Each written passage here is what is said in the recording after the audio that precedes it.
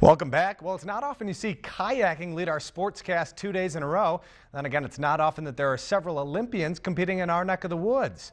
Final day of the World Canoe and Kayak Championships in Wausau. American Olympian Caroline Queen will head to London in a couple of weeks, but first she's taking on the rapids at Wausau Whitewater Park. The Olympics is going to be the most elite competition there is. It's everybody's best.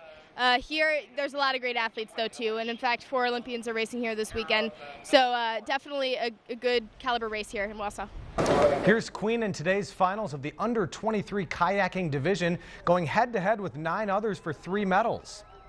There was one major hiccup in gate 12 that came as a result of taking a risk on an earlier gate.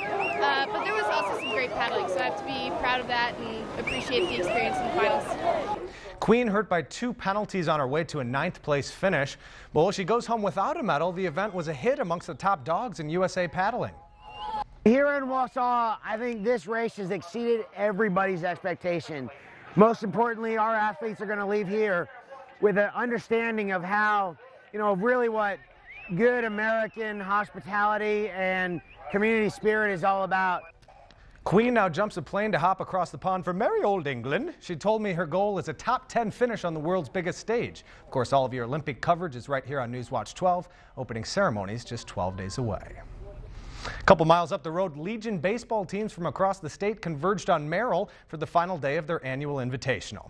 The tourney's host taking on Cottage Grove to start the day, and they're down 2-0 in the third. Runner in scoring position for Merrill, Ben Anderson with a seeing eye single up the middle to plate Alex Cordova, and Merrill's on the board. Top of the 4th inning now, runners at the corners, but Merrill can get out of it with a double play. Jacob Jones a chopper up the middle to second, out, but Jones beats the throw to first. Run scores, Cottage Grove up 3-1. Fast forward to the 5th inning now. Cordova was a unanimous all-conference pick in the Wisconsin Valley, and the shortstop hits a liner to right center. He's chugging, and this is what we call a hustle double. Cordova would later come around to score. This game went to extras in 8 innings, 4-3, Merrill a winner. Rhinelander Rebels take the tournament. They finished the weekend 3-1. To the Major League Diamond now, Brewers and Pirates. Marissa Silvis enjoyed her peanuts and Cracker Jack in the stands at Miller Park today as I slave away in her place.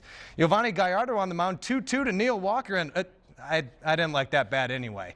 Gallardo struck out a career-high 14, but this guy might as well have been swinging a tree trunk at the plate. Andrew McCutchen, his 5th homer in 4 games to put the Bucks on the board first. To the 6th, it's a big inning for the Crew. In fact, the only inning in which they'd score. Ryan Braun to right, and check out this throw. Did Pittsburgh right fielder Garrett Jones think the infield tarp was a teammate? Niger Morgan scores. It's 1 apiece. Still in the 6th inning, RBI singles by Aramis Ramirez and Ricky Weeks, and Martin Maldonado give the Brewers a 3-run cushion.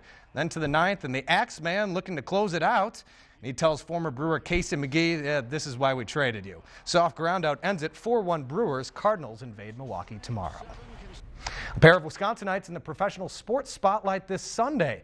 Cambridge native Matt Kenseth entered the day atop the NASCAR Sprint Cup standings, while Edgerton's Steve Stricker was in the final group at the weekend's PGA Tour event. Let's begin with racing. Kenseth starting 27th at New Hampshire. Denny Hamlin an early lead. Lap 235, Hamlin stops for 4 tires.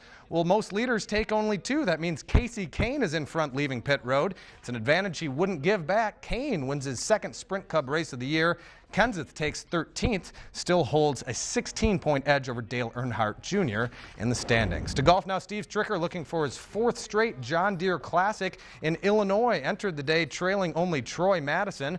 Off to a fast start on the par 3 3rd hole. He'll try a 6-iron off the tee, and I'll say it was a good club selection. To within a couple feet, he would complete the birdie to move to 16 under. Number dips to 18 under on 11 as this birdie putt is true, but Stricker would fizzle from there. Tournament goes to a playoff between Madison and Zach Johnson's 2nd extra hole. The man in pink out of a fairway bunker, ice in the veins. Johnson already won once this year. This would set up an easy putt for his 2nd victory. Stricker finishes 4 shots back. And Jen, here's a challenge for you. I challenge you to figure out what this is. What is this? Any idea? Well, Lex, this paddle here? That's right. Well, Well, Lex Gray and I were in a You also triathlon. kayaking? Oh, okay. I wish. All right. Well, we were in a triathlon in Phillips this weekend. It was Lex's first triathlon. It was my fourth or fifth triathlon, but this is the prize, a little paddle. We both got, we placed in our age groups. Congratulations, you Yeah. and Lex are unbelievable. Let me see this thing. It's hard to say. You kind of like that? Phillips Chain of Lakes Triathlon, July It says, 14th, I really like 2012. to brag on air. That's what it says. Ouch. I'm just Ouch. kidding. That's something to brag about, so I'm Absolutely. impressed. Well done It's a to weapon now. you It's and a Lex. Yeah, exactly. Better behave myself. You're going to hit me with that thing. All right.